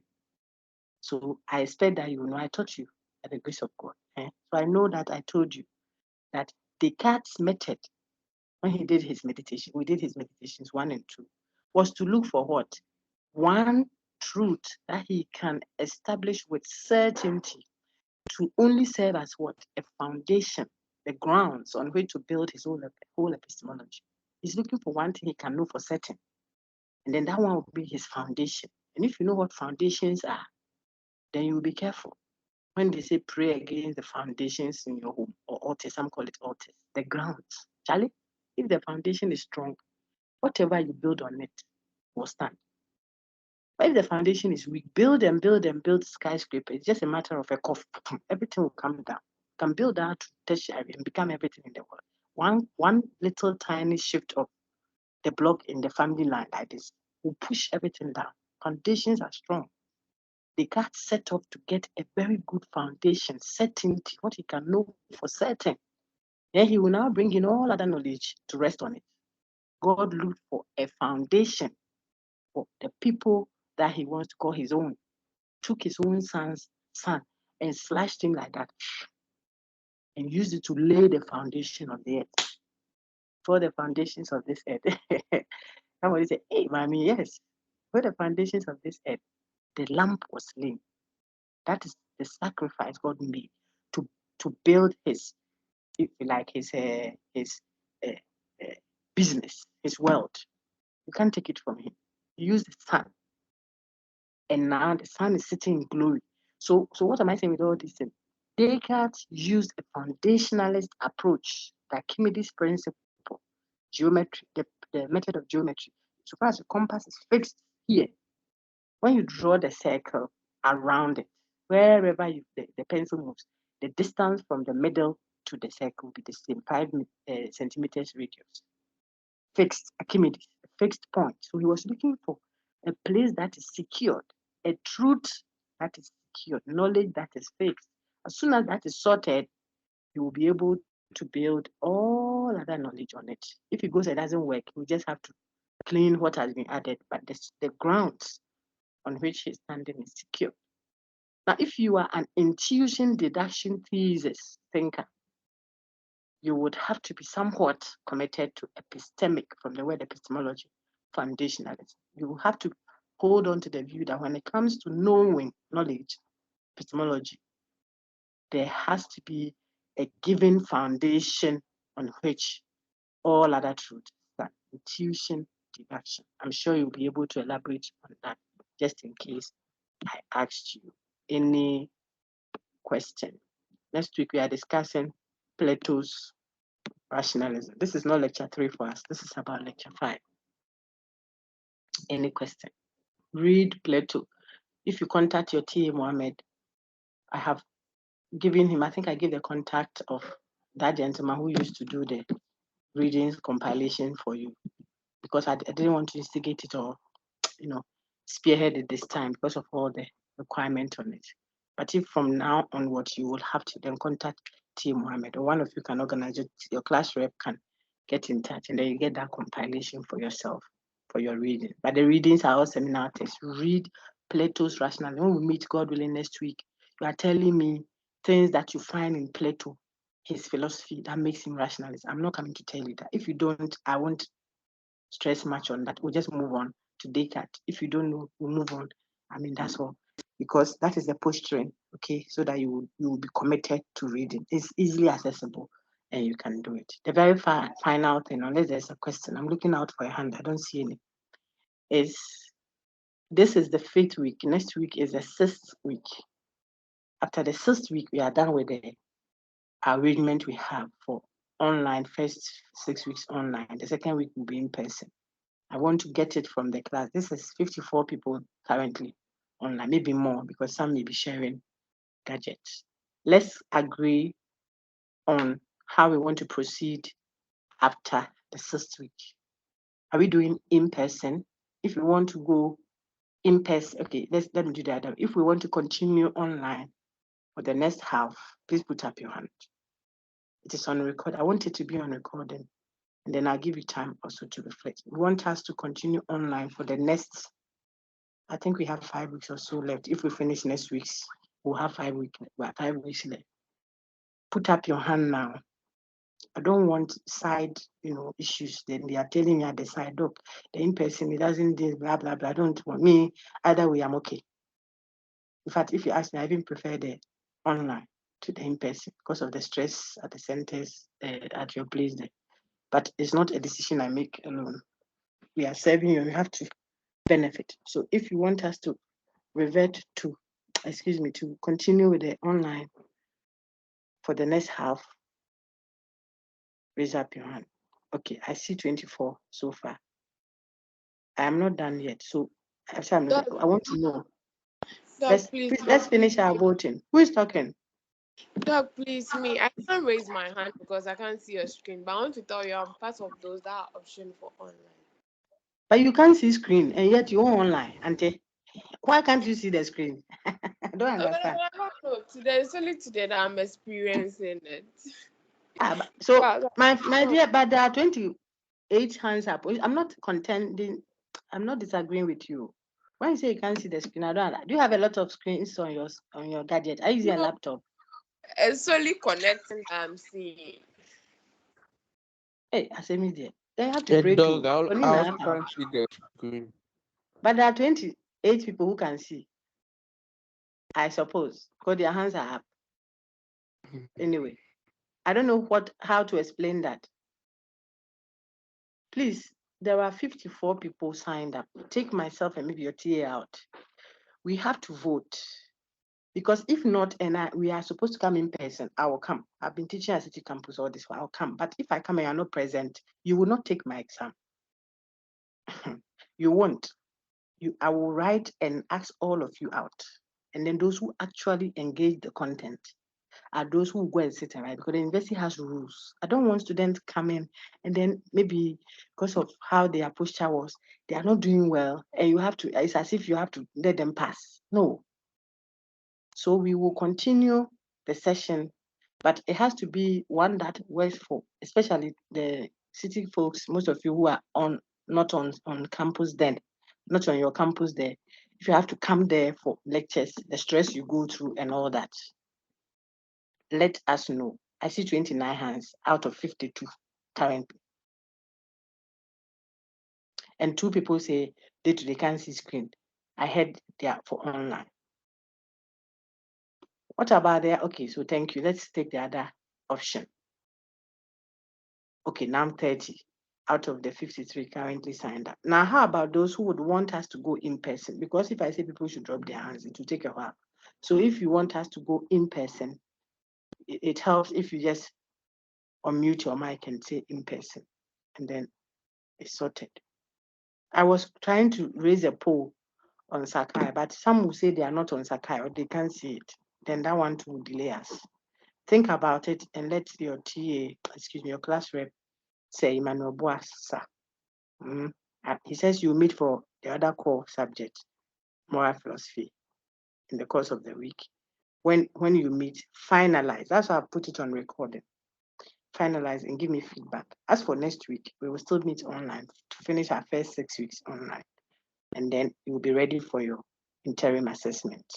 I'm planning on an alternative way of doing the interim assessment rather than you having to move all the way to main campus to come and use gadgets here and all that. But it depends on your posturing. If your posturing is not right, I will stress you, sir. You'll be going and coming group work this. But if I can see that the people are working, they have to respect their space and let them work. Any questions? Excuse me. Any questions, please? I've lowered all hands now. So if there's any question, the hand can go up. So I'll see you. No, but thank you. As I watch you say, ask your question. 2 of you. Afterwards, I'll take Jude Junior. We have 2 minutes left, I think. So let's do it snappy, okay? Sorry, go ahead. Jude, please ask your question. Asari's hand has dropped. Okay, Doc. Actually, I want to make some clarification from the argument of the innate concept thesis. So yes. the innate concept thesis, let me say, argues that let me say the idea of God.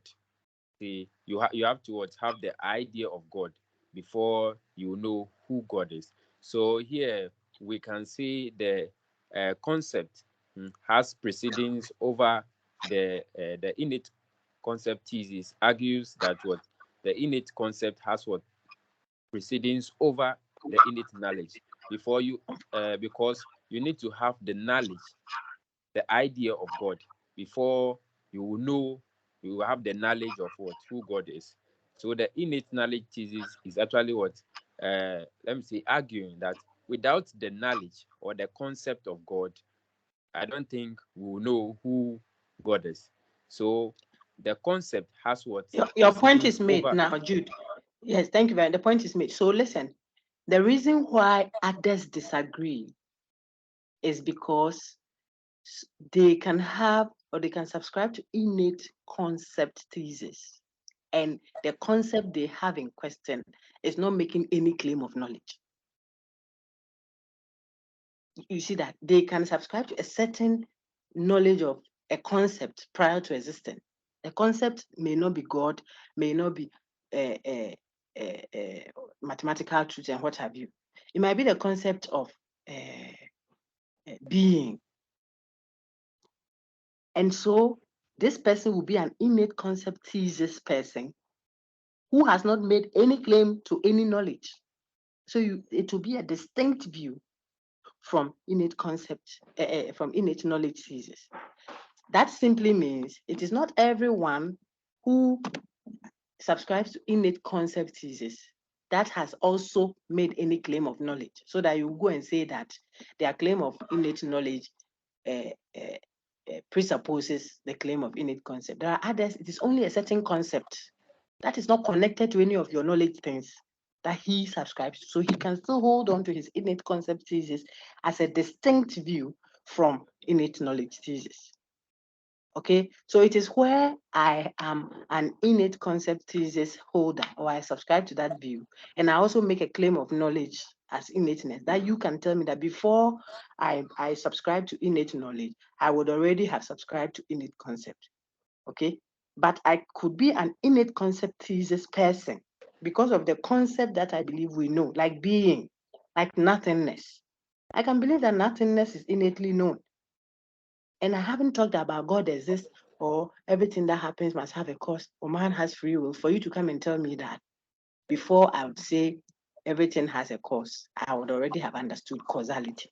So take note that that is why others can disagree, because the concept they hold on to as innately known may not be connected to any knowledge claim that others say is what? Innately known. We can have clearly innate concept thesis holder, distinct from innate knowledge thesis holder, distinct from intuition deduction thesis holder. Then we can have those that because they hold on to innate knowledge, the claim of knowledge they are making would already presuppose the knowledge of those concepts in that knowledge. That is what we emphasize. Then we can have others who are only holding on to a concept as innately known without making any claim of knowledge as innately known. Those are the variations that we want to be minded about. I think it's time now. Thank you very much. If you still have further questions or whatever, when we meet, God willing, next week to discuss Plato's rationalism, which you would have done a good job on. If I notice that people are not, the posture is wrong, I've told you, I will open an assessment. How I will ask it, you can't even ask someone to do it for you. You ask anybody who is doing my work. The person doing it for you might even be worse off if you yourself did it. The whole point is so that you will do it and get your A. That's what I'm looking for. When you come from heaven to come and grade the paper, you will see that the person has answered the question. And the questions are top notch by a senior lecturer. All the best, everyone. Take care and have a wonderful week.